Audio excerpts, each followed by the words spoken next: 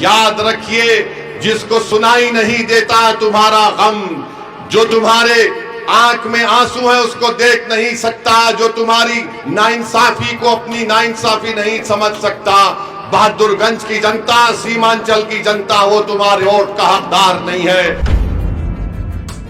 ये चाहते हैं कि कभी जिन गांव का नाम हमने लिया वहां पर कभी नदी कटाव का काम ना हो। ये चाहते ये है कि हमारे बच्चे ना पढ़े, ये चाहते ये है कि हमारी बेटियां तालीम याफ्ता ना बने, ये चाहते ये है कि हमारे किसानों को उनकी फसल का रेट ना मिले।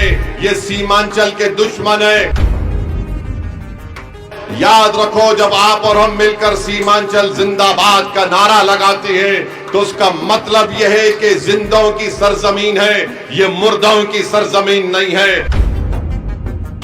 हम आपको बता रहे हैं कि चाहे मोदी हो, नीतीश कुमार हो, तेजस्वी हो, या चिराग पासवान हो, या कुशवाहा साहब हो, ये सब हर समुदाय की सियासी लीडरशिप को कबूल करते हैं, मगर एक समुदाय की सियासी लीडरशिप को बर्दाश्त नहीं करते। वो है अल्पसंख्यक समाज, और खास तौर से सीमांचल के गरीबों की आवाज, गरीबों की दिलों की धड़कन मजलिस इत्तेहादुल मुस्लिमीन जो बन चुकी है। ये इसको पसंद नहीं करते, चाहे दिल्ली में बैठी अब मोदी हो, पटना में बैठा नीतीश कुमार हो या तेजस्वी हो, ये सब का कबूल करेगा, मगर जहां पर बात आएगी मुसलमान की तो बोलेंगे नहीं, ये नहीं हो सकता।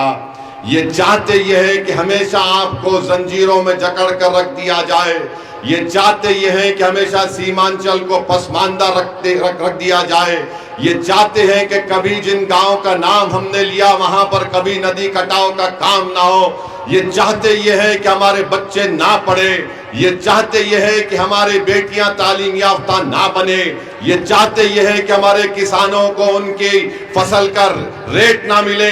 ये सीमांचल के दुश्मन है। मैं आपसे अपील कर रहा हूं, 11 तारीख को आपको मोदी को, नीतीश कुमार को, तेजस्वी को एक बेहतर जवाब देना है। पतंग छाप को बटन दबाकर आपको देना है।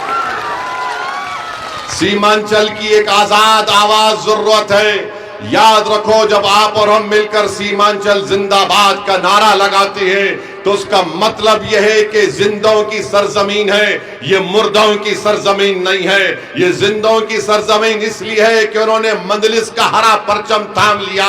ये जिंदों की सरजमीन इसलिए है कि बरसों की दिल फरेब झूठ को आपने मुस्तरद कर दिया और आपने महसूस कर लिया कि हमारा नेता सीमांचल का बेटा होगा।